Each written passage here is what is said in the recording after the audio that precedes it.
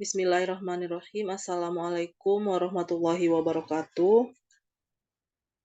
Waalaikumsalam Waalaikumsalam warahmatullahi warahmatullahi wabarakatuh. Selamat siang Ananda semua. Pada siang hari ini kita akan lanjutkan Stochastic Award-nya untuk tahap 2. Sebagai moderator untuk memandu presentasi dan tanya jawab adalah Fajar Arianto. Kepada Fajar disilakan. Baik, terima kasih Ibu sebelumnya. Bismillahirrahmanirrahim. Assalamualaikum warahmatullahi wabarakatuh. Waalaikumsalam warahmatullahi wabarakatuh. Izinkan saya Fajar Arianto selaku moderator yang akan memandu acara kegiatan Stochastic World ke tahap kedua, di mana kali ini ada dua kelompok yang akan mempresentasikan, yaitu kelompok Siti dan Rizka, kemudian nanti kelompok Surya, Rizky, dan juga Agne. Baiklah, sebelum itu, apakah masing-masing kelompok sudah siap untuk melakukan presentasi? Siap. Sudah. Baiklah, untuk yang pertama, kepada kelompok Siti dan Rizka, saya persilahkan untuk melakukan presentasi. Dan kepada kelompok Surya, Rizky, dan Agne, diharapkan untuk mempersiapkan karena setelah kelompok Siti dan Rizka melakukan presentasi, akan dilanjutkan untuk kelompoknya. Dan untuk sesi tanya jawab nantinya akan di bagian akhir. Dan untuk teman-teman semua diharapkan untuk mempersiapkan pertanyaan yang mana nanti penanya akan dipilih secara random oleh Ibu Bunga sendiri. Baiklah, tanpa membuang masa lagi kepada kelompok Siti dan juga Rizka, saya persilahkan untuk melakukan presentasi.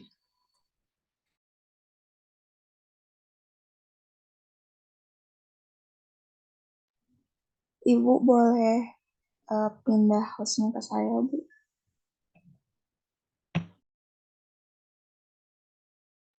Sekarang udah bisa share screen ya.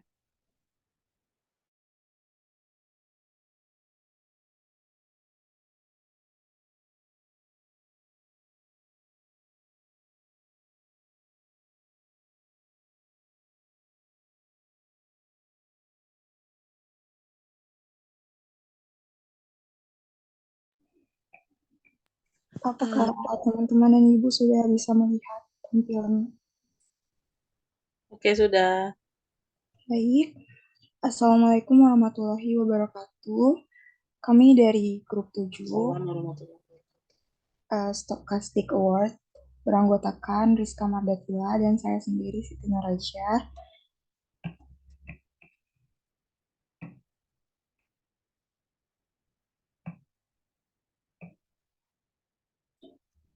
Di sini kami akan mereview artikel yang berjudul Proses Poisson Majemuk yang ditulis oleh Chris Risen, S. Patiwulan, dan Pangadi, Program Studi Matematika FMIPA UNS. Untuk bagian berikutnya akan dijelaskan oleh rekan saya, Rizka Mardatila. Kepada Rizka, dipersilakan. Baik, terima kasih. Langsung saja dimulai abstrak dari artikel ini, yaitu proses Poisson merupakan proses menghitung NT dengan T-nya itu lebih besar atau sama dengan 0 untuk menentukan jumlah kejadian dalam selang waktu tertentu. Proses Poisson ini digunakan untuk menentukan kedatangan dari setiap variabel acak independen yang berdistribusi identik. Kemudian jumlah dari variabel-variabel acak tersebut membentuk proses Poisson majemuk. Dalam artikel ini pula akan dijelaskan sifat proses Poisson majemuk, yaitu stationary independent increments. Selain itu ditentukan pula ekspektasi, variansi, fungsi pembangkit momen, dan juga fungsi pembangkit probabilitas dari proses Poisson majemuk pada suatu contoh kasus. Kemudian diawali dengan proses Poisson. Proses Poisson ini merupakan suatu proses menghitung dengan tambahan asumsi-asumsi tertentu untuk menentukan jumlah kejadian dalam selang waktu tertentu. Dalam Desjardins dan Zhang, proses Poisson menghitung NT untuk T-nya lebih besar dari 0 dikatakan sebagai proses Poisson jika memenuhi asumsi-asumsi berikut ini. Yang pertama itu, pada waktu T0, jumlah kejadian yang terjadi adalah 0 juga, dengan artian NT0 sama dengan 0. Kemudian yang kedua, intensitas jumlah kejadian lambda T itu tetap. Kemudian yang ketiga, terjadi satu kejadian tiap interval waktu. Yang keempat, itu adalah stationary increments, yaitu artinya untuk TI kecil atau sama dengan TI ditambah T dengan I-nya 0, 1, 2, dan seterusnya, jumlah kejadian NTI ditambah T dikurang NTI memiliki distribusi yang sama dengan NTI ditambah T dikurang TI sama dengan NT. Sehingga jumlah kejadian yang terjadi antar interval waktu TI, TI ditambah T hanya bergantung selama waktu T, sedangkan waktu awal TI itu tidak berpengaruh. Yang kelima, itu asumsinya independent increments, yaitu jumlah kejadian yang antar interval waktu disjoint saling independen. Selanjutnya, ekspektasi dan variansi dari proses Poisson majemuk. Misalkan NT itu adalah variabel acak Poisson dengan parameternya lambda T lebih besar dari 0. Sehingga PNT sama dengan N itu rumusnya E pangkat min lambda T dikali lambda T pangkat N per N faktorial. Untuk N lebih besar sama dengan 0. Maka ekspektasi dan variansi dari variabel acak Poisson itu adalah sebagai berikut. Yang pertama itu ekspektasinya dengan rumus sigma dari N untuk N sama dengan 0 hingga tak hingga dikali PNT sama dengan N. Sehingga didapatkan rumus akhirnya itu ekspektasi NT sama dengan lambda T. Kemudian untuk mencari variansi itu dibutuhkan ekspektasi dari NT kuadrat. Dengan rumus ekspektasi NT kuadrat dikurang ekspektasi NT ditambah ekspektasi NT. Sehingga didapatkan hasil akhirnya itu sama dengan lambda T kuadrat ditambah lambda T. Kemudian variansi dari NT itu adalah ekspektasi NT kuadrat dikurang ekspektasi NT dikuadratkan. Didapatkan hasil akhirnya dari variansi yaitu lambda T. Selanjutnya ada proses Poisson majemuk non-homogen yang akan dijelaskan oleh rekan saya Siti Nur Aisyah.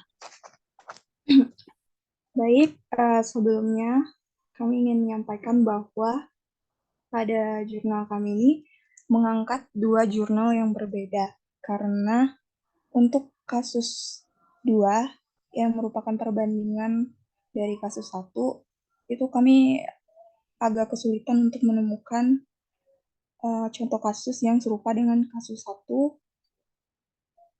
berdasarkan dari proses Poisson majemuknya. Oleh karena itu, kami menemukan jurnal mengenai proses Poisson majemuk non-homogen yang diambil dari jurnal berjudul Estimation the Number of Road Traffic Accidents in Indonesia with a Non-Homogeneous Compound Poisson Process. Jadi, proses Poisson non-homogen ini, di mana NT-nya T lebih besar dari 0, memiliki fungsi intensitas lambda T dengan T lebih dari 0. Pada jurnal ini juga fungsi intensitasnya yaitu lambda T diasumsikan sebagai fungsi linear.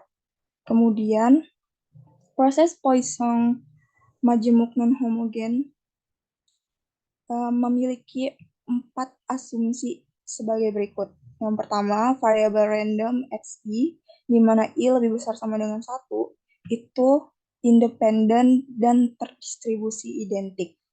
Yang kedua, proses dari NT-nya, di mana T lebih besar sama dengan 0, yang merupakan proses Poisson non-homogen pada interval 0 sampai tak hingga, dengan intensitas fungsi lambda T itu tidak diketahui.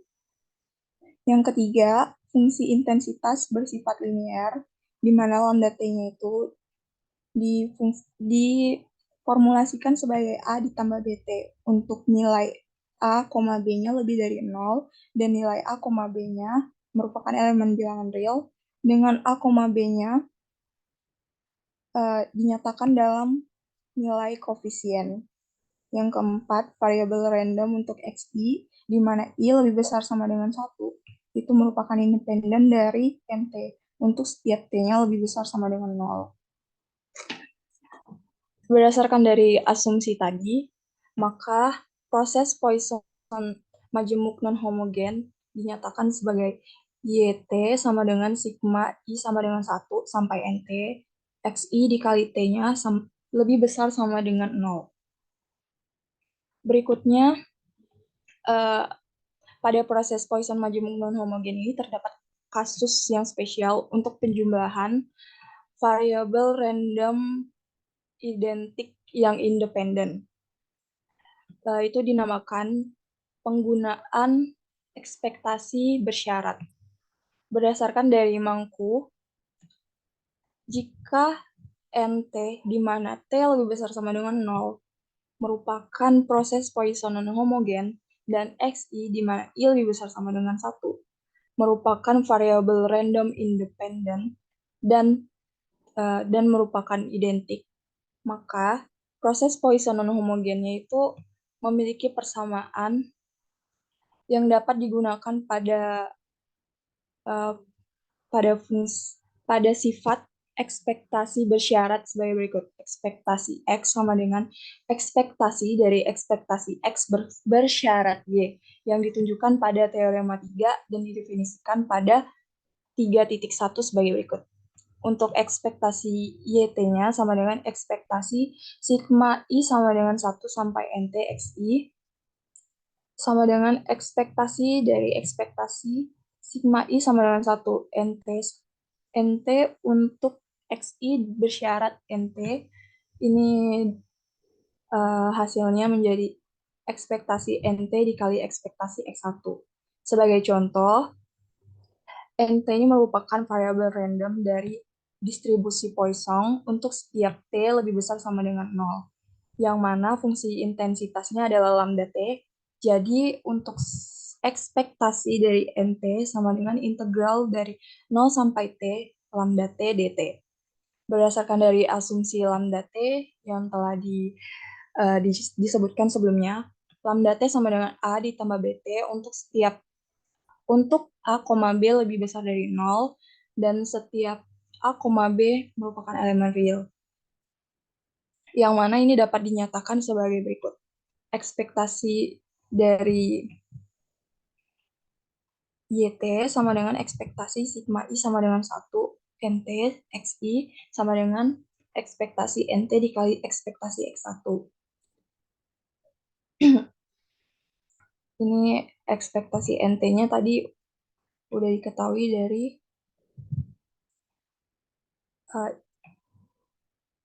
ini integral lambda T, dan lambda T itu A ditambah BT, maka integral 0 sampai T untuk A ditambah BT dt dikali ekspektasi X1. Karena ekspektasi X1 itu merupakan mu1, maka untuk ekspektasi YT sama dengan ekspektasi sigma I sama dengan 1 NT XI sama dengan integral dari 0 sampai T A tambah BT dt itu AT ditambah B per 2 T kuadrat dikali ekspektasi X1 itu mu1.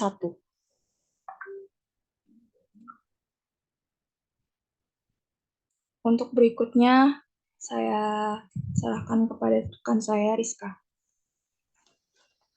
Kemudian lanjut lagi ke proses Poisson majemuk. Untuk menyusun proses Poisson majemuk membutuhkan 3 asumsi penting, yaitu yang pertama, variabel acak YK-nya adalah variabel acak yang independen dan berdistribusi identik.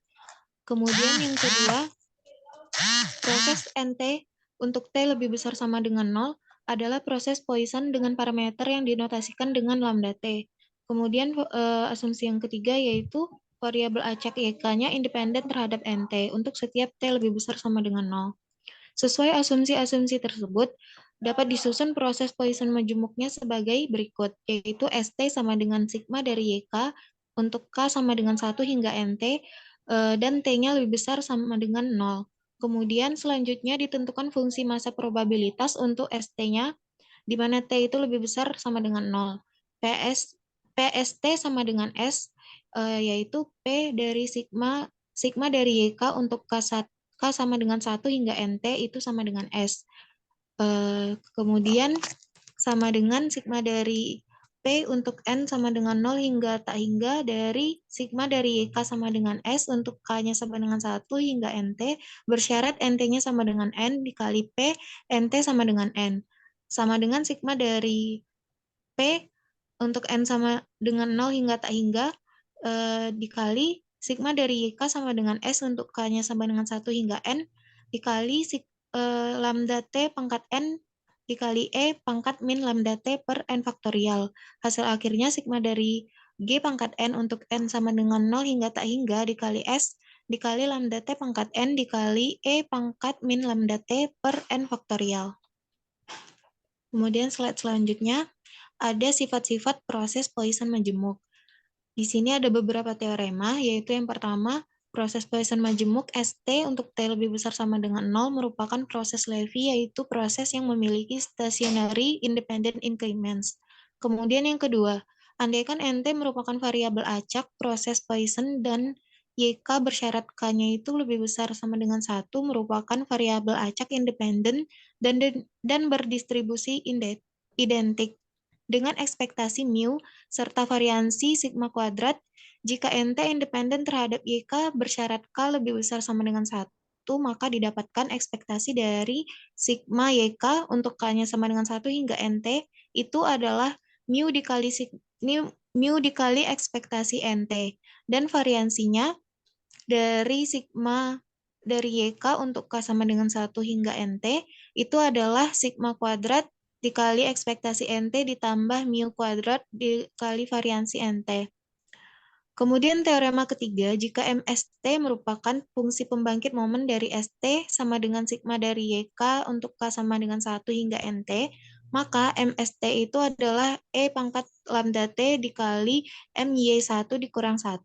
Untuk setiap T elemen interval dari 0 hingga tak hingga. Dengan MY1 merupakan fungsi pembangkit momen variabel acak, YK untuk K-nya 0, 1, hingga N.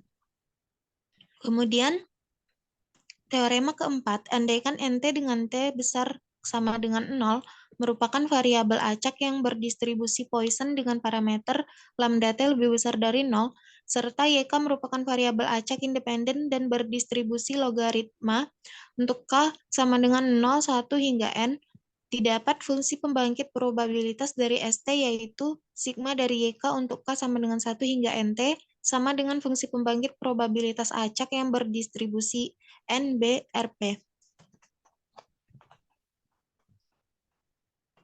Masuk ke contoh kasus yang dibahas di artikel Chris tadi, yaitu pada contoh dari MA 2010, ditentukan fungsi masa probabilitasnya P ST sama dengan S untuk S-nya itu 0, 1, 2, 3, dan 4. Dengan ST-nya itu adalah sigma dari YK untuk K sama dengan 1 hingga NT, merupakan penjumlahan klaim dari proses Poisson majemuk. Terdapat sejumlah klaim yang dibayarkan oleh suatu perusahaan asuransi pada periode waktu tertentu yang mengikuti distribusi Poisson dengan parameter lambda T. Klaim dapat bernilai 1 dengan probabilitas 0,6 atau 2 dengan probabilitas 0,4. Nah, di sini berikut merupakan fungsi masa probabilitas dari NT sama dengan PNT sama dengan N, yaitu lambda T pangkat N dikali E pangkat min lambda T per N faktorial, sesuai rumus yang tadi. Dengan N-nya itu 0, 1, 2, dan seterusnya. Setiap jumlah klaim YK memiliki distribusi Bernoulli dengan YK merupakan variabel acak diskrit yang memiliki dua nilai. Dianggap sukses saat YK sama dengan 2 dengan probabilitas P 0,4. Dan dianggap gagal jika YK sama dengan 1 dengan probabilitasnya 1 dikurang 0,4 tadi yaitu 0,6. Akibatnya, P YK sama dengan Y merupakan fungsi masa probabilitas dari distribusi binomial dengan parameter Y dan juga P. Slide berikutnya akan ditunjukkan PYK sama dengan Y untuk M percobaan, dengan M-nya itu 1, 2, 3, dan 4. Nah, ini adalah cara mencarinya, yaitu ketika M-nya sama dengan 1, PYK sama dengan 1 itu adalah kombinasi 0,1 dikali 0,4 pangkat 0 dikali 0,6 pangkat 1, yaitu 0,6.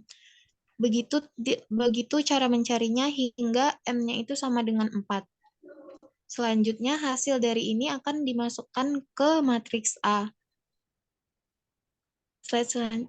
Nah, ini ditentukan fungsi massa probabilitas PST-nya itu sama dengan S berdasarkan matriks berikut ini. Baris untuk klaim YK yaitu 0, 1, 2, 3, dan 4. Dan kolom untuk M percobaan dengan M-nya itu 0, 1, 2, 3, dan 4 juga.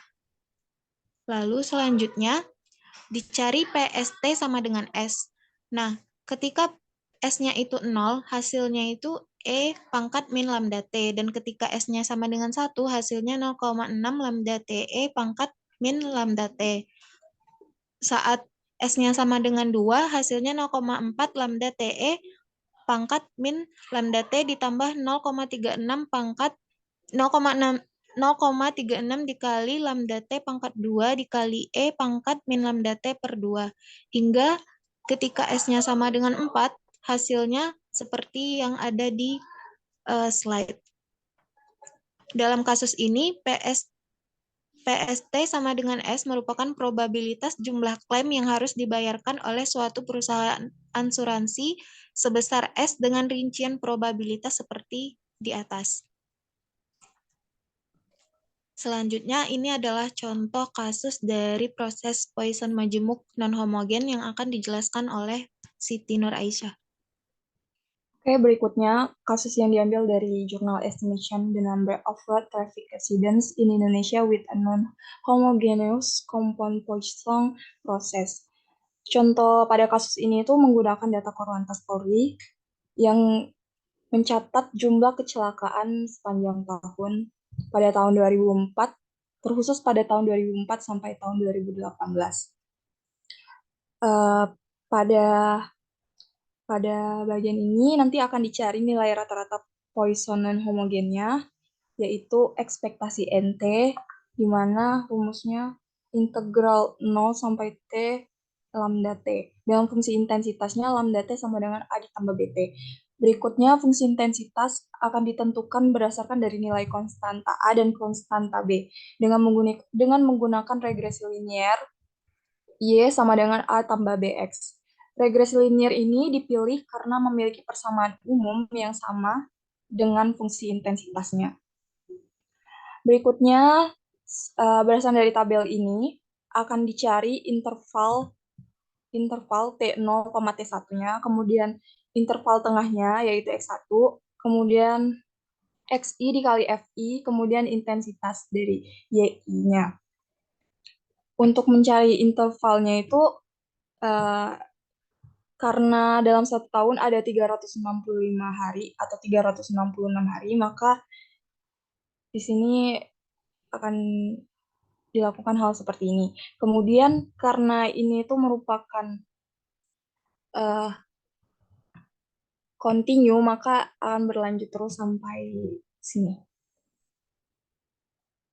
Jadi pada tahun 2004 itu ada 366 hari, pada tahun 2005 itu 731 kurang 366 itu ada 365 hari. Begitupun dengan tahun berikutnya. Untuk mencari interval center X-nya, yaitu T1 ditambah T0 dibagi 2. Ini sama ini dibagi 2, ini ditambah ini dibagi 2. Begitupun berikutnya untuk sampai tahun 2018. Untuk number of accidents atau angka kecelakaannya itu FI, ini sudah diketahui sebelumnya, yang ini. Kemudian XI dikali FI itu akan dilakukan untuk setiap tahunnya, dari 2004 sampai 2018. Untuk intensitas pun juga begitu, FI dibagi T, 1 dikurang T0. Berikutnya, karena intensitas kecelakaan di Indonesia itu memiliki interval tahunan 365 hari atau 366 hari, maka jumlah kecelakaan dan intensitas kecelakaan lalu lintas di Indonesia pada tahun 2004 dan sampai 2018, setelah kita lakukan yang tadi, itu sebanyak 1.269.711. Yang ini jumlah kecelakaan. Berikutnya, intensitas kecelakaan itu sebesar 3.475. Ini jumlahnya. Kemudian akan kita cari A dan B yang diperoleh dari persamaan regresi linear. Y sama dengan A ditambah BX. Koefisien B itu menurut Montgomery ditentukan sebagai berikut. N dikali sigma XI YI dikurang sigma XI dikali sigma YI per N dikali sigma XI kuadrat dikurang sigma XI berpangkat 2 itu sama dengan 0,03222705 atau dibulatkan menjadi 0,032. Kemudian koefisien A-nya ditentukan dari A sama dengan sigma YI per N dikurang B dikali sigma XI per N. Didapatkan hasilnya 143,994233. Dibulatkan menjadi 144. Berikutnya persamaan regresi telah kita dapatkan dengan memasukkan nilai A dan B. Sehingga persamaan regresinya menjadi Y topi sama dengan 144 ditambah 0,032X. Nah, ini tuh akan diterapkan pada fungsi intensitas berdasarkan dari nilai A dan B tadi, sehingga diperoleh nilai lambda T-nya, sehingga diperoleh persamaan lambda T-nya menjadi 144 ditambah 0,032T. Selanjutnya akan dicari nilai ekspektasi dari persamaan. Berikut, ekspektasi NT sama dengan AT tambah B per 2T kuadrat. Ini didapatkan dari persamaan yang telah ditetapkan tadi sebelumnya. Sehingga didapatkan hasil dari ekspektasi NT-nya 144T ditambah 0,016T kuadrat, di mana T-nya lebih besar dari 0. Persamaan ini tuh menunjukkan estimasi jumlah kecelakaan lalu lintas darat di Indonesia pada interval 0,T. Berikutnya, jumlah ekspektasi kecelakaan lalu lintas di Indonesia tahun 2004 sampai 2018 adalah sebagai berikut. Untuk mencari ekspektasi YT sama dengan ekspektasi NT dikali ekspektasi X1. Ekspektasi X1 sama dengan mu1 didapatkan 3085,8228652. Dibulatkan menjadi 3086. Kemudian untuk ekspektasi NT-nya itu sudah didapatkan sebelumnya, yaitu 144T ditambah 0,016T kuadrat. Sehingga hasilnya untuk ekspektasi dari YT-nya 444,38T ditambah 49,376T kuadrat, di mana T-nya lebih besar sama dengan 0. Persamaan dari ekspektasi YT ini merupakan nilai estimasi kecelakaan darat di Indonesia pada interval 0,T. Berikutnya untuk review artikel, saya serahkan kepada rekan saya, Rizka. Baik, karena kelompok kami itu mereview artikel yang berjudul Proses Poisson Majemuk yang ditulis oleh Chris Reason. Jadi review artikel yang dapat kami sajikan yaitu yang pertama, tujuan dari artikel ini dituliskan untuk menjelaskan proses Poisson majemuk, sifat proses Poisson majemuk, ditentukan ekspektasi, variansi, dan juga fungsi pembangkit momen, serta fungsi pembangkit probabilitas dari proses Poisson majemuk, serta suatu contoh kasus yang menggunakan proses Poisson majemuk. Kemudian, pada metode penelitiannya, penulis lebih fokus memberikan pemahaman secara teoritis mengenai proses Poisson majemuk dan menerapkannya dalam suatu contoh kasus. Penulis tidak mengambil sampel dan populasi serta penelitian ini tidak memiliki sumber data.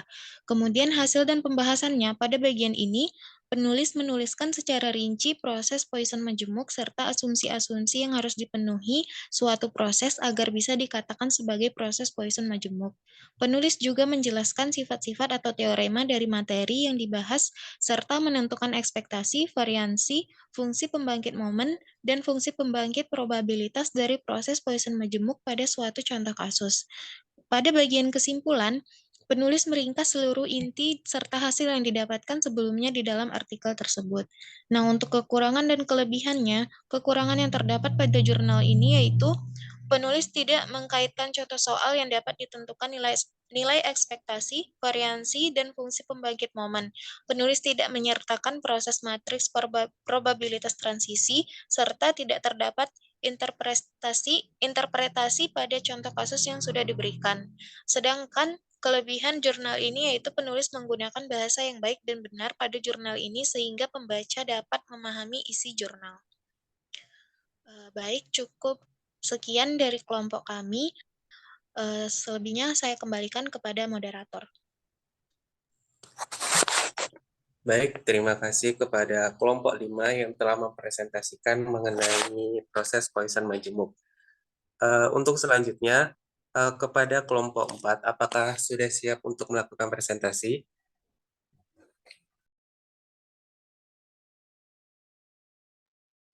Halo kelompok 4, apakah kelompok 4 sudah siap untuk melakukan presentasi? Sudah, Jar. Oke, baiklah karena kelompok 4 telah siap untuk melakukan presentasi, kepada kelompok 4 saya persilahkan.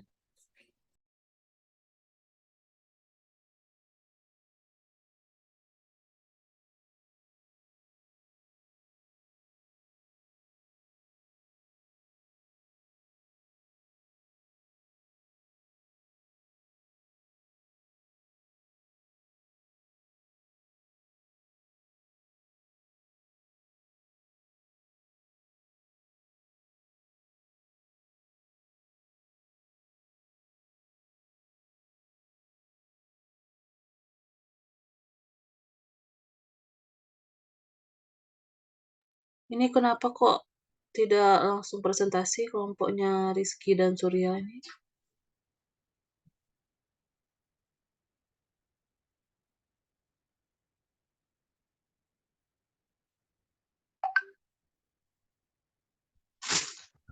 Tapi Bu, wah, dulu sebentar. Filenya sedang dicari.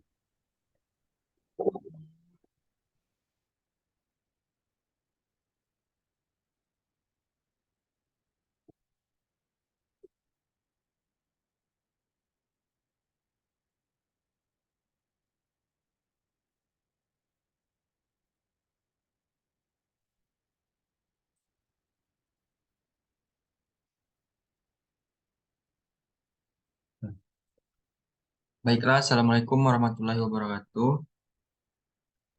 Waalaikumsalam warahmatullahi wabarakatuh. Kami dari kelompok 4 ingin mempresentasikan hasil kerja kami dengan anggota kelompok. Yang pertama ada Rizky Alvaris dengan NIM F1C220004. Yang kedua ada Agnes Sagita Panjaitan dengan NIM F1C221020. Yang ketiga ada saya sendiri, Suryadi Pratama dengan NIM F1C220028. Baiklah, untuk yang pertama ada table of content. Yang pertama ada ringkasan. Pada bab ini berisi ringkasan jurnal dari jurnal yang dirujuk. Yang kedua ada penerapan kasus. Pada bab ini berisi penerapan kasus yang pengerjaannya serta penyelesaiannya sesuai dengan jurnal yang dirujuk. Yang ketiga ada critical review. Pada bab ini berisi komentar terkait kelebihan maupun kekurangan pada jurnal yang dirujuk.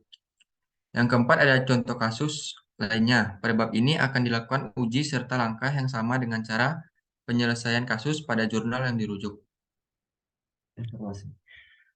Selanjutnya ada informasi jurnal. Pertama ada judul, yaitu proses poison majemuk dan penerapannya pada penentuan ekspektasi jumlah penjualan saham PT Sri Rejeki Isman Tbk. Penulisnya ada Ririn Dwi Utami, S. Patiwulan, dan Siswanto. Program studi Matematika FMIPA UNS. Tahun terbit 2017, nomor halaman 1-8. Pertama ada ringkasan jurnal. Yang pertama ada pendahuluan, yang kedua mekanisme perdagangan saham, yang ketiga proses stokastik, yang keempat proses Poisson. Yang kelima uji hipotesis, yang keenam hasil dan pembahasan, dan yang ketujuh kesimpulan. Baiklah, di sini ada pendahuluan. Jual beli saham atau sering disebut transaksi saham tidak dapat dilakukan setiap saat, melainkan diatur menurut jam perdagangan. Jam perdagangan menurut Bursa Efek Indonesia pada setiap segmentasi berpedoman pada JATS. Waktu perdagangan dilaksanakan dari hari Senin hingga Jumat.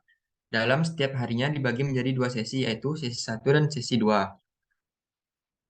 Pada penelitian kali ini dikaji ulang mengenai proses Poisson majemuk serta diterapkan pada data penjualan saham PT Sri Rejeki Isman Tbk dengan mengasumsikan banyaknya transaksi mengikuti proses Poisson karena penjualan saham saat ini dilakukan secara online, sehingga banyaknya investor yang melakukan investasi tidak dapat diketahui. dan banyak saham yang terjual mengikuti proses Poisson majemuk. Mekanisme perdagangan saham. Perdagangan saham terjadi di pasar sekunder yang merupakan pasar bagi efek yang telah dicatatkan di bursa. Di Indonesia terdapat satu bursa efek, yaitu Bursa Efek Indonesia, sebagai tempat berlangsungnya perdagangan efek di pasar sekunder. Waktu perdagangan dilaksanakan di hari Senin hingga Jumat. Dalam setiap harinya dibagi menjadi dua sesi, yaitu sesi 1 dan sesi 2. Pada hari Senin sampai Kamis, sesi 1 dimulai pada pukul 9 sampai dengan 12 siang. Dan sesi 2 dimulai pada pukul 13 sampai jam 14. Pada hari Jumat, sesi 1 pukul 9 sampai jam 11.30 dan sesi 2 pukul jam 13.30 sampai jam 16. Bursa Efek Indonesia. Proses stokastik. Menurut Allen, proses stokastik merupakan himpunan dari beberapa variabel random, X, T, hingga Z. T, himpunan T, dan Z, himpunan Z besar, dengan Z adalah ruang sampel dan T sebagai himpunan waktu. Himpunan waktu pada proses stokastik dapat berupa waktu diskrit dan waktu kontinu. Apabila T sama dengan 0 sampai 1, 2, dan seterusnya, maka merupakan proses stokastik dengan waktu diskrit. Sedangkan apabila T sama dengan 0 dan tak hingga, maka merupakan proses stokastik dengan waktu kontinu. Uji hipotesis. Pada penelitian ini, uji hipotesis yang digunakan adalah uji Kolmogorov-Smirnov one sample, KS one sample. Uji KS one sample merupakan uji goodness of fit yang berkaitan dengan tingkat kesesuaian distribusi observasi suatu sampel dengan suatu distribusi teoritis yang telah ditentukan, misalnya distribusi normal, uniform, Poisson, atau eksponensial. Prosedur estimasi parameter menggunakan data dari sampel. Mean sampel adalah parameter untuk distribusi Poisson dan eksponensial. Proses Poisson. Menurut Mitrovanova, suatu proses dengan laju lambda T adalah proses stokastik. Nt hingga T besar dari 0 dengan sifat 1, N0 sama dengan 0, yaitu tidak ada kejadian pada waktu T sama dengan 0. Yang kedua, untuk sembarang waktu, T0 kecil dari kurang dari T1, kurang dari T2, kurang dari T3, sampai TI. Dan T0 sama dengan 0, jumlah kejadian yang terjadi pada interval yang saling asing, NT1 kurang NT2, T0, NT2 kurang NT1, NT3 kurang NT2 sampai dengan NTI dikurang NTI kurang 1. Adalah variabel random independen dan disebut sebagai sifat independent increment. Yang ketiga, jumlah kejadian yang terjadi pada sembarang interval T mengikuti distribusi Poisson dengan laju lambda T, yaitu untuk S, T besar dari sama dengan 0. Dengan rumus P, NT tambah S kurang dari NS sama dengan K. Sama dengan E pangkat lambda T dikali lambda T pangkat K per K faktorial, yang dimana K sama dengan 0,1 sampai seterusnya. Dengan NT sama dengan lambda T dan varian NT sama dengan sigma kuadrat, NT sama dengan lambda T. Berikutnya ada hasil dan pembahasan. Proses Poisson majemuk menurut Mingola, suatu proses stokastik XT di mana T besar dari sama dengan 0 dikatakan sebagai proses Poisson majemuk jika XT sama dengan sigma YK yang dimana K sama dengan 1 sampai dengan NT dan T besar dari sama dengan 0. Dengan NT dari T besar sama dengan 0 adalah proses Poisson dengan laju lambda T besar dari 0. Yang kedua, YK, K sama dengan 1, 2, dan seterusnya adalah variabel random yang berdistribusi identik dengan suatu fungsi distribusi kumulatif, yaitu G besar Y sama dengan P, YK kurang dari sama dengan Y. Yang ketiga, proses NT, T besar dari sama dengan 0 dan variabel random YK yang mana K sama dengan 1, 2, sampai seterusnya independen. Selanjutnya ada sifat-sifat proses Poisson majemuk. Berikut merupakan sifat-sifat dari proses Poisson majemuk yang mengacu pada Ross. Yang pertama, stasioner dan independent increment. Pada teori probabilitas, proses stokastik dengan sifat stasioner dan independent increment disebut sebagai proses Levy, yang merepresentasikan perpindahan titik berturut-turut secara random dan independen, dan dalam interval waktu berbeda memiliki panjang yang sama. Berikut akan dibuktikan teorema stasioner dan independent increment untuk proses Poisson majemuk.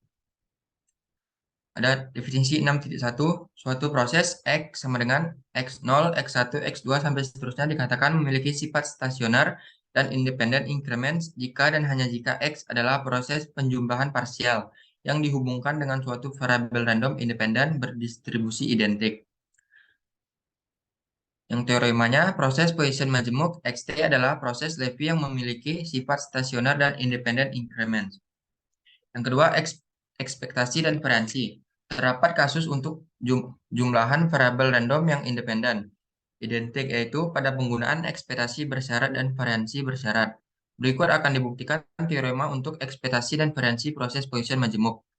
Teoremanya 6.2, jika NT adalah proses Poisson dengan laju lambda T T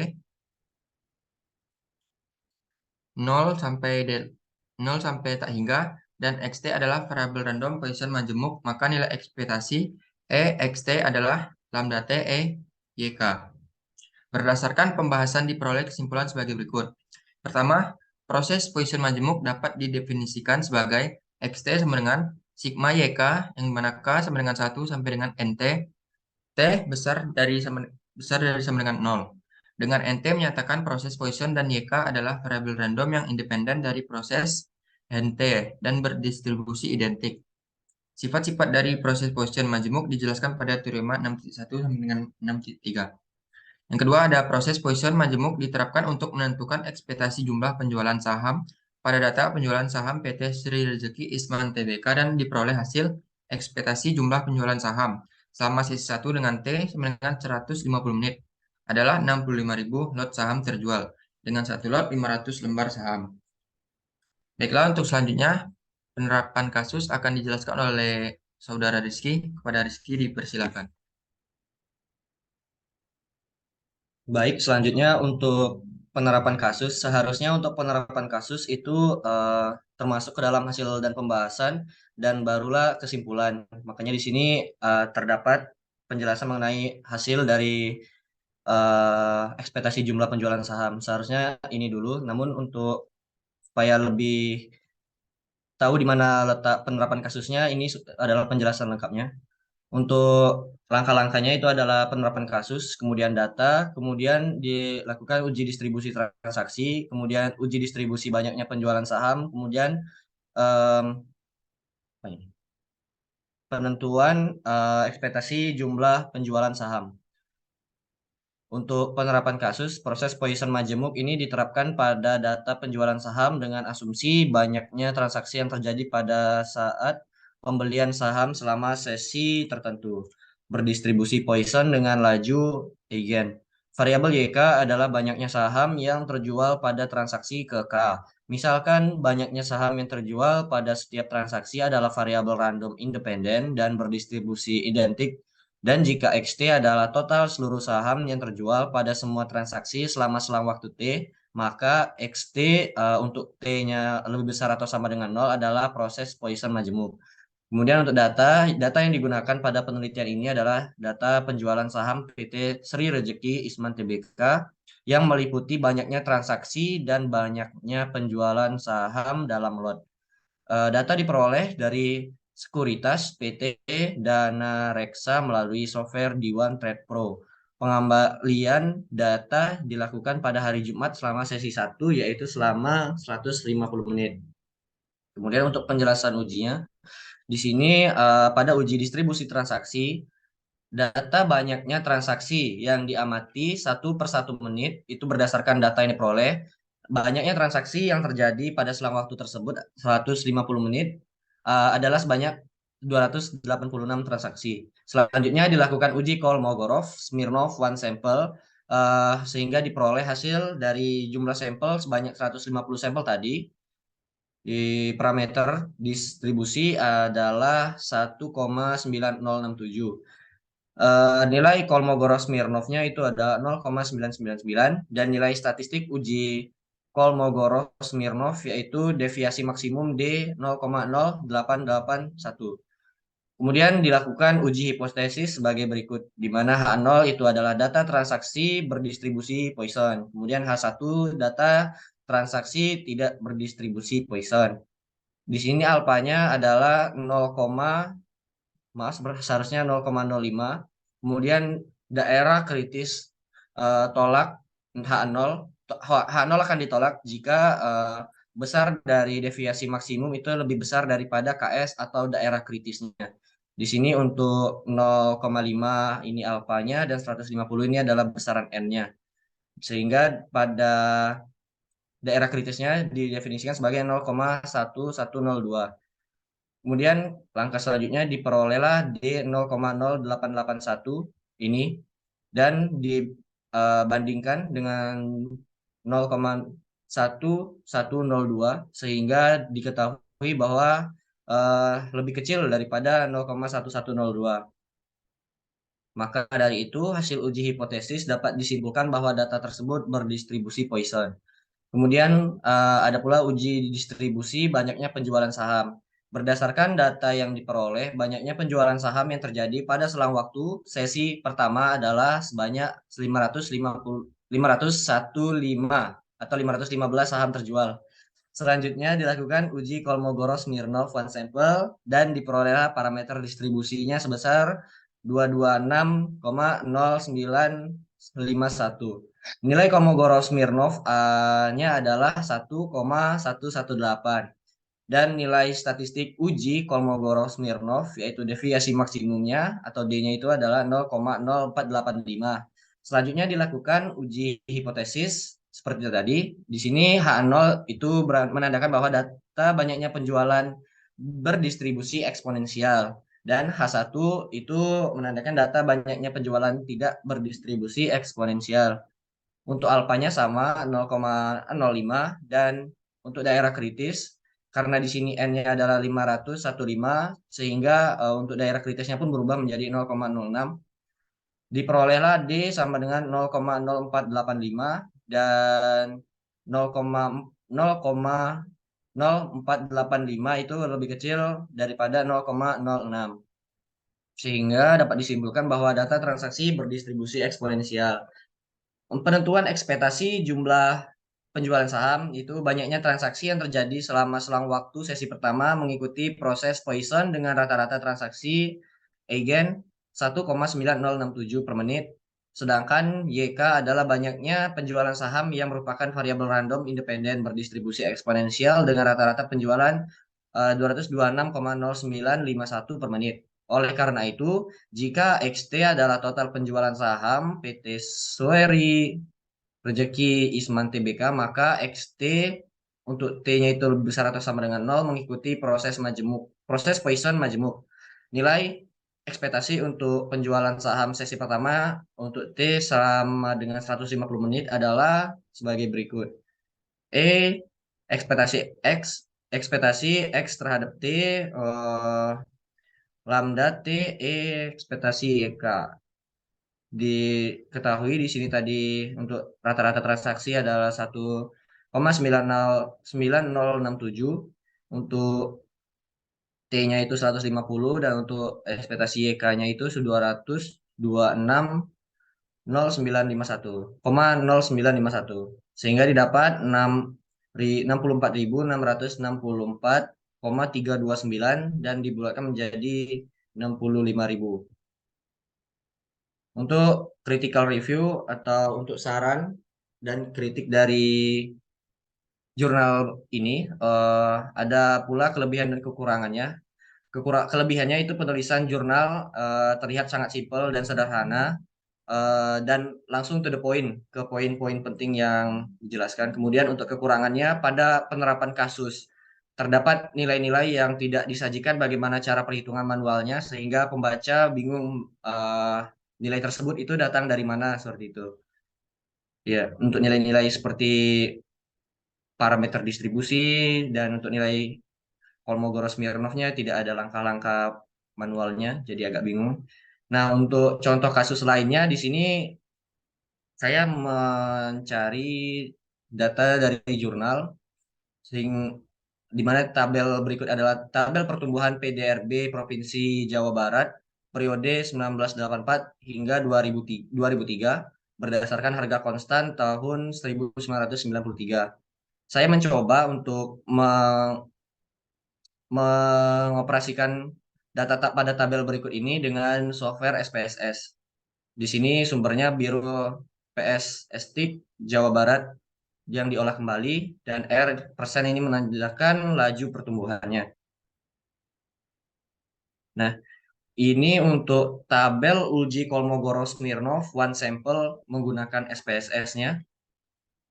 Untuk di sini yang pertama ini adalah untuk harga berlaku terhadap laju pertumbuhannya. Kemudian untuk dua tabel berikut ini adalah untuk harga konstan dan laju pertumbuhannya.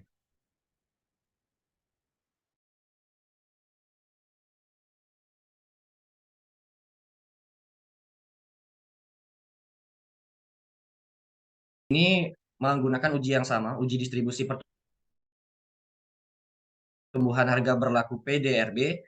Nah, data PDRB Provinsi Jawa Barat ini diamati tahun per tahun, dari tahun 1984 hingga 2003. Berdasarkan data yang diperoleh, banyaknya pertumbuhan harga berlaku yang diamati adalah sebanyak 20 tahun. Selanjutnya dilakukanlah uji Kolmogorov-Smirnov one sample, dan diperoleh hasil jumlah N itu adalah sebanyak 20 sampel. Parameter distribusinya adalah 17,2415 dan nilai Kolmogorov-Smirnovnya adalah 0,238. Dan nilai statistik uji Kolmogorov-Smirnov yaitu deviasi maksimum D 8,18564,153. Selanjutnya dilakukanlah uji hipotesis. H0 untuk data transaksi berdistribusi Poisson dan H1 sebaliknya. Untuk alfa itu 0,05 dan daerah kritis tolak H0 itu jika deviasi maksimumnya tadi lebih besar daripada KS atau daerah kritis. Di sini untuk KS-nya itu adalah 0,294. Kemudian diperolehlah D-nya itu tadi 8,18564,153, sehingga di sini besar. Deviasi maksimumnya itu lebih besar daripada daerah kritisnya, sehingga dari hasil uji hipotesis dapat disimpulkan bahwa data yang ditemukan ini tidak berdistribusi Poisson. Kemudian untuk uji distribusi pertumbuhannya juga bisa diperhatikan bahwa data yang diperoleh itu banyaknya pertumbuhan harga konstan ya, yang diamati sebanyak 20 tahun juga. Selanjutnya dilakukan uji Smirnov one sample, diperolehlah parameter distribusi itu 8,5459.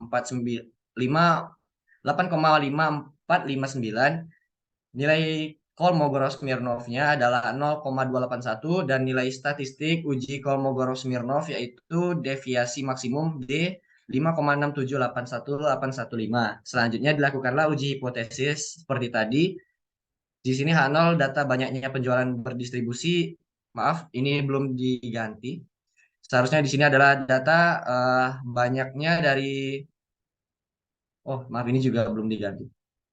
Dari pertumbuhan harga konstan ini berdistribusi eksponensial, dan H1 itu sebaliknya tidak berdistribusi eksponensial. Untuk alfanya sama, itu adalah 0,05, dan untuk daerah kritisnya di sini berbeda karena maaf, sama saja ternyata untuk itu karena N-nya juga sama-sama 20, 0,294. Namun di sini D-nya berbeda, 5,6781815. Sehingga di sini juga sama, untuk D-nya itu lebih besar daripada KS. Sehingga dari hasil uji hipotesis dapat disimpulkan bahwa data transaksi tidak berdistribusi eksponensial. Untuk penentuan ekspektasi jumlah pertumbuhan PDRB, banyaknya pertumbuhan PDRB yang terjadi selama waktu 20 tahun ini mengikuti proses Poisson dengan rata-rata transaksi Eigen 5,7200 per tahun. Sedangkan untuk YK-nya itu adalah banyaknya pertumbuhan PDRB yang merupakan variabel random independen berdistribusi eksponensial dengan rata-rata pertumbuhan 8,5459 per tahun. Oleh karena itu, jika XT adalah total pertumbuhan PDRB Jawa Barat, maka XT dengan T itu lebih besar atau sama dengan 0, mengikuti proses Poisson majemuk. Nilai ekspektasi untuk T penjualan saham 20 tahun dengan T adalah 20 tahun adalah sebagai berikut. Ini tadi nilainya 5,7200. Kemudian untuk untuk T-nya itu udah 20 tahun, dan untuk EYK-nya itu adalah 8,5459. Sehingga hasilnya adalah 977,65096 atau dibulatkan menjadi 978. Ya, itu adalah presentasi dari kelompok 4. Saya kembalikan kepada moderator. Terima kasih. Baik, dengan presentasi dari kelompok 4 tadi, maka telah selesai untuk prosesi presentasi dari kedua belah kelompok. Baik, untuk yang selanjutnya saya persilakan kepada Ibu Bunga jika ada tanggapan terkait presentasi dari kelompok 4 ataupun kelompok 5, dan nantinya Ibu Bunga juga akan menentukan siapa saja yang akan menanya untuk kedua buah kelompok. Kepada Ibu Bunga, saya persilahkan.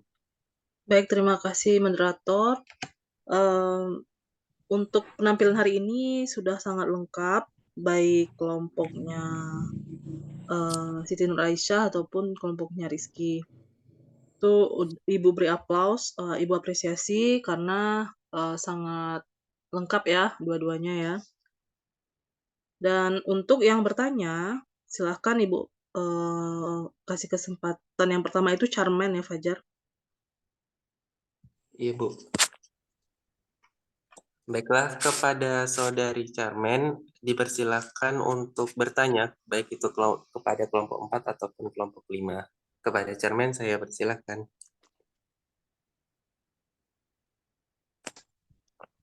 Baik, terima kasih Ibu Bunga dan Fajar atas kesempatannya. Saya ingin bertanya kepada kelompok Nura dan Ika, apa perbedaan dari stationary increments dan independent increments? Terima kasih. Apakah kelompok 4 dan kelompok 5 jelas terkait pertanyaan yang diberikan Saudari Charmaine? Jelas. Baik. Saya Selanjutnya persilakan Nina. kembali. Nina. Oke.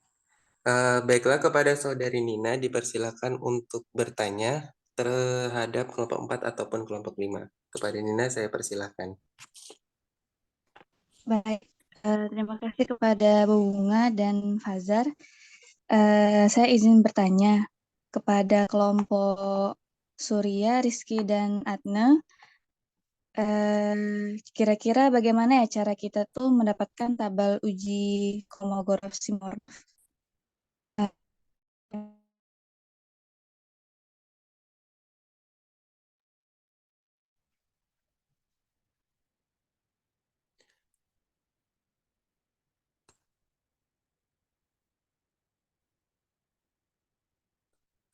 Saudari Nina, apakah bisa diulang untuk pertanyaannya?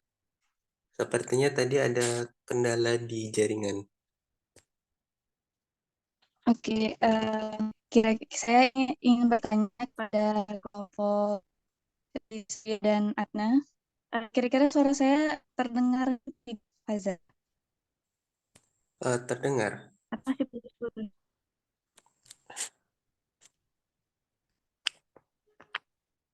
Baik, itu gimana cara melakukan uji Kolmogorov-Simorov?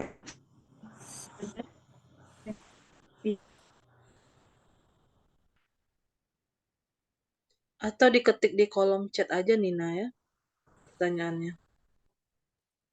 Izin Bu, tadi pertanyaannya udah dicatat yang pertama. Oh udah.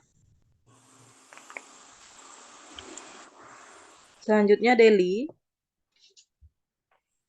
Baik, kepada Deli dipersilakan untuk bertanya. Baik, terima kasih Fajar dan Ibu. Saya ingin bertanya pada kelompok Nura dan Ika. Dalam pengertian proses Poisson disebutkan asumsi-asumsi tertentu. Nah, bagaimana contoh dari asumsinya itu yang seperti apa? Terima kasih.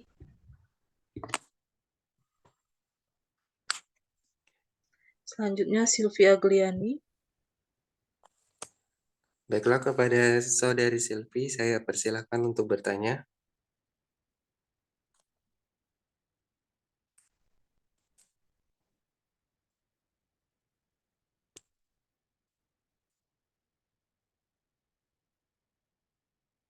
Kepada Saudari Silvi, dipersilahkan untuk bertanya.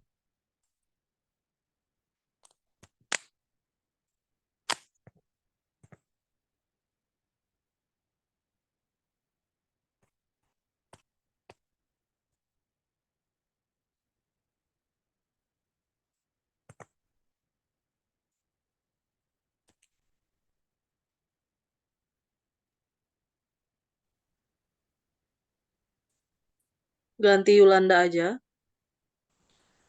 Baik, kepada Saudari Yolanda dipersilahkan untuk bertanya. Baik, terima kasih atas kesempatannya. Saya ingin bertanya kepada kelompok Nura dan Ika. Jelaskan bagaimana maksud dari interpretasi fungsi intensitas pada contoh kasus kedua yang kalian tampilkan tadi. Terima kasih.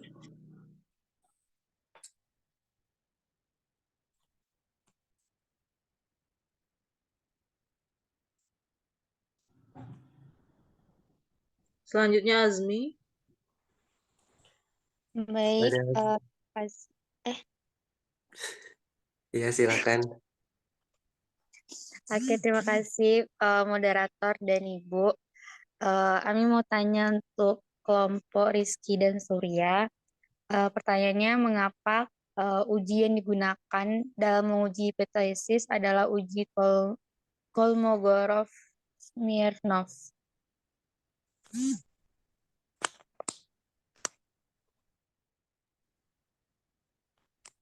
Selanjutnya Irma. Kepada Saudari Irma dipersilahkan untuk bertanya. Baik, Ibu, terima kasih. Dan Fajar, saya ingin bertanya untuk kelompok Rizky dan Surya. Bagaimana cara mendapatkan residual tabel dan fungsinya itu untuk apa? Terima kasih.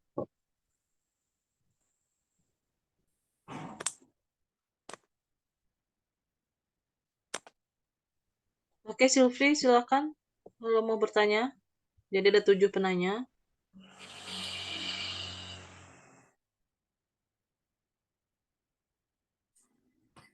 Baik, kepada Saudari Silvi dipersilahkan untuk bertanya.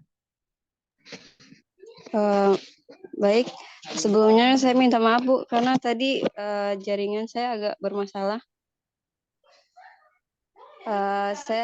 Di sini saya ingin menanya tentang dari kelompok berapa tadi, kelompok Nura Bu. Kan di dalam pengertian yang dijelaskan tadi itu ada pengertian tentang proses Poisson yang disebutkan asumsi-asumsinya.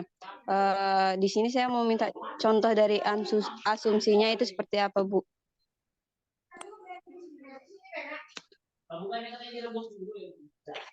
Terima kasih, Bu. Cukup sepertinya moderator 7 pertanyaan. Baik, Bu, terima kasih. Baiklah, kepada kelompok 4 ataupun kelompok 5, apakah sudah mendapatkan jawaban atau meminta sedikit waktu tambahan untuk mencari jawaban dari ketujuh kelompok? Moderator minta tambahan sedikit waktu lagi ya. Oh, oke. Baiklah, karena kelompok 4 dan juga kelompok 5 meminta sedikit waktu tambahan, saya berikan waktu 2 menit untuk mencari jawaban, dan apabila nanti sudah siap, saya akan lanjutkan untuk sesi tanya jawabnya. Izin Fajar untuk pertanyaan dari Irma dulu sih. Nanti sambung pertanyaan Nina juga. Oh, kelompok 4 sudah mendapatkan jawaban untuk kelompok Irma, untuk Saudari Irma ya? Ya, mohon izin. Baiklah, karena kelompok 4 telah mendapatkan jawaban untuk pertanyaan Saudari Irma kepada kelompok 4, saya persilahkan. Baik, mohon izin Bu dan moderator. Terima kasih atas kesempatannya. Saya ingin menjelaskan sedikit untuk cara bagaimana mendapatkan residual tabel yang terdapat pada PPT tadi. Maaf, ini salah share screen. Nah, pada PPT kan terlihat bahwa ada 2 tabel. Di sini ada tabel yang pertama, nggak terlihat. Untuk tabel pertama itu adalah residual statistik, dan untuk tabel kedua itu adalah one sample Kolmogorov-Smirnov. Untuk pertanyaan Irma, bagaimana cara mengeluarkan tabel residual statistik? Untuk caranya adalah sebagai berikut. Pertama, kita menuliskan terlebih dahulu apa itu variabelnya gitu. Apa variabel independennya dan apa variabel dependennya. Misal untuk variabel dependennya itu yang bebas ya, untuk itu X misalkan. Scale, untuk measure-nya scale. Nah, di sini. Jadi di sini fungsi kita adalah memasukkan misal apa itu yang ada di dalam tabel, apa kita misalkan kita menemukan tabel gitu yang datanya ingin kita operasikan. Nah, di sini saya adalah pertumbuhan PDRB ya. Jadi otomatis saya memasukkan semua nilai ini dan nilai ini. Misal apakah bisa ditarik?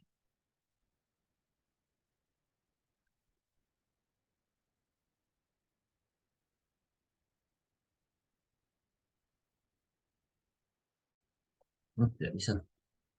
Nah, sepertinya tidak bisa. Jadi saya mencoba dengan angka bebas saja dulu.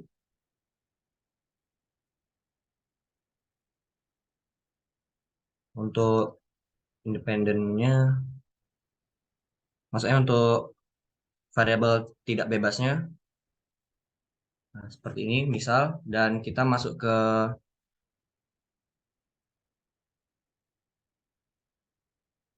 regression, terus kita pilih ini, dan pilih dependent, mana dependent apa ini?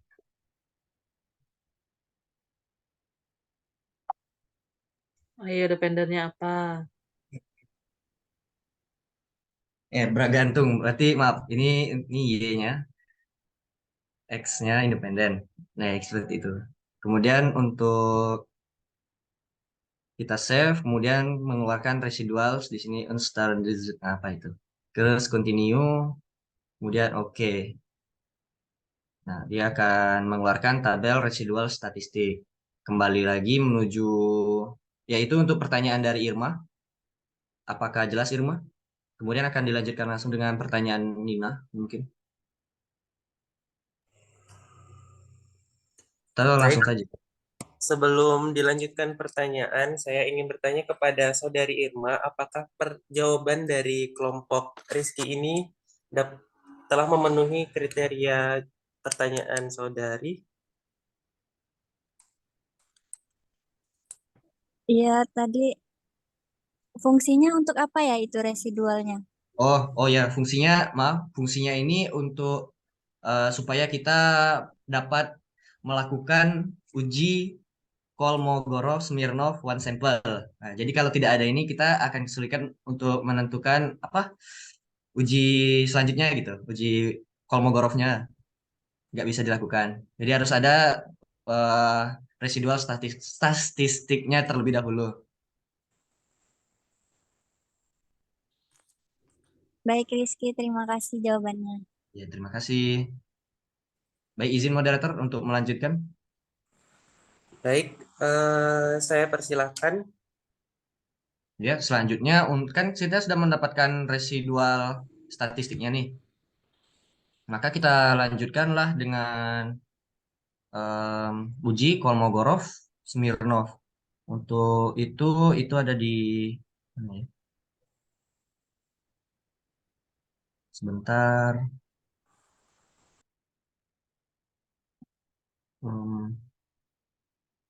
Ini di non parametric test, kemudian legasi dialog, dan di sini ada one sample KS. masukkan untuk variabel yang ingin dites. Kemudian di sini Poisson ya. Ya coba. Nah ini akan menghasilkan one sampel Kolmogorov-Smirnov. Karena tadi saya mencetang yang Poisson, maka ini juga ikut keluar untuk one sampel Kolmogorov-Smirnov tes 2. Nah ini untuk bagaimana cara menampilkan atau cara mencari one sampel Kolmogorov-Smirnov tes secara menggunakan software SPSS. Untuk pertanyaan dari saudari Nina.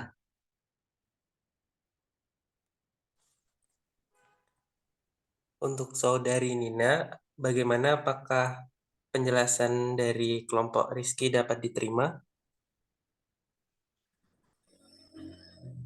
Iya. Terima kasih kepada Rizky dan kelompok 4 untuk jawabannya. Baik, kita kembali ke pertanyaan pertama yang diberikan oleh saudari Charmen kepada kelompok 4 dan juga kelompok 5. Bagaimana, apakah jawabannya sudah ada? Mungkin moderator mau menjawab pertanyaan dari Charmen. Baik, saya persilahkan kepada kelompok 5. Tadi pertanyaannya adalah apa perbedaan stationary increments dan independent increments? Oke, di sini dikatakan stationary increments apabila jumlah kejadian pada waktu ke T itu hanya bergantung pada waktu ke TI. Artinya, waktu ke TI dikurang 1 itu tidak mempengaruhi kejadian di waktu T. Dan dikatakan independent increments karena jumlah kejadian pada interval waktu itu saling bebas atau disebut independent.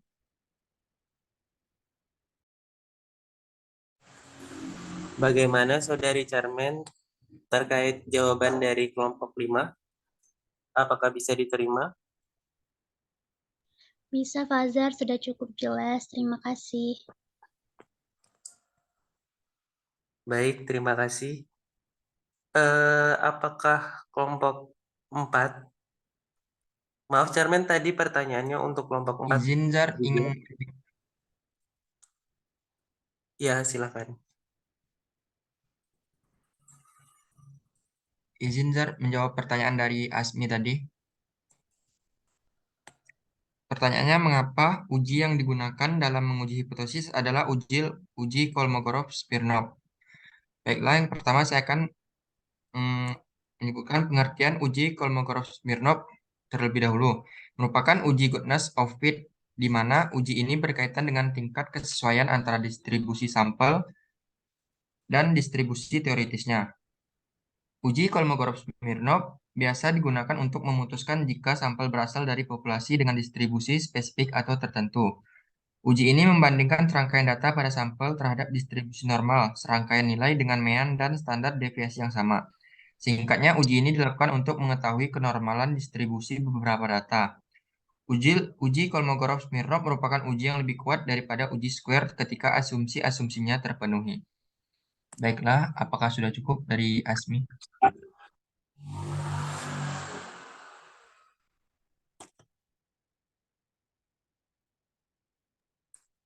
Ya, udah cukup. Terima kasih kelompok 4.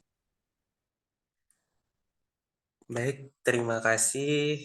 Kemudian dilanjutkan untuk pertanyaan Deli untuk kelompok 5. Bagaimana, apakah sudah mendapatkan jawabannya? Izin moderator, saya akan menjawab pertanyaan dari Deli. Baik, saya persilahkan.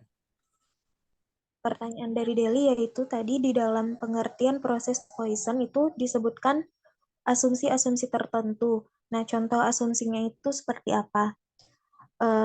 Asumsi-asumsi tambahan yang dimaksud itu seperti jumlah kejadian 0 pada waktu T0, kemudian ada intensitas jumlah kejadian tetap, selanjutnya terjadi satu kejadian tiap interval waktu, terus selanjutnya itu stationary increments dan independent increments seperti yang sudah dijelaskan. Sekian jawaban saya dari pertanyaan Deli. Baik, terima kasih kepada saudari Deli. Bagaimana terkait jawaban yang diberikan, apakah dapat diterima? Baik, terima kasih Ika. Sudah cukup, Fajar. Baik. Selanjutnya untuk pertanyaan dari Saudari Yolanda terhadap kelompok 5, bagaimana? Apakah sudah mendapatkan jawabannya? Sudah.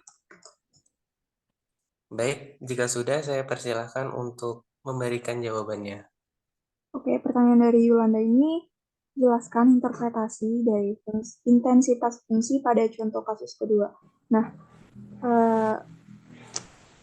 intensitas fungsi pada kasus kedua ini memiliki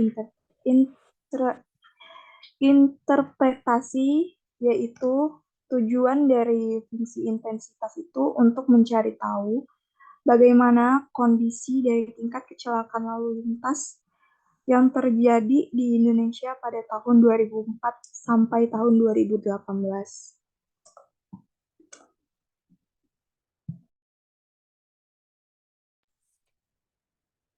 Baik, untuk Saudari Yolanda, bagaimana jawabannya? Apakah dapat diterima? Ya, terima kasih atas jawabannya.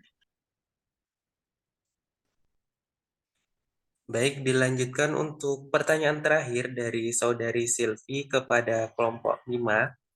Apakah kelompok 5 sudah juga mendapatkan jawabannya? Sudah. Baik, langsung saja saya persilakan kepada kelompok 5 untuk memberikan jawabannya. Oke, jadi pertanyaan dari Selvi ini mengenai sebutkan contoh-contoh dari proses Poisson kan. Jadi contoh dari proses Poisson itu kedatangan pelanggan pada suatu kasir, kejadian gempa bumi pada suatu tempat tertentu, kejadian padamnya generator listrik, kedatangan bus pada suatu waktu, dan masih banyak lagi contoh lainnya. Terima kasih. Bagaimana Saudari Silvi terkait jawaban yang diberikan, apakah dapat diterima? Baik, terima kasih atas jawabannya Nura. Jawabannya dapat diterima. Terima kasih.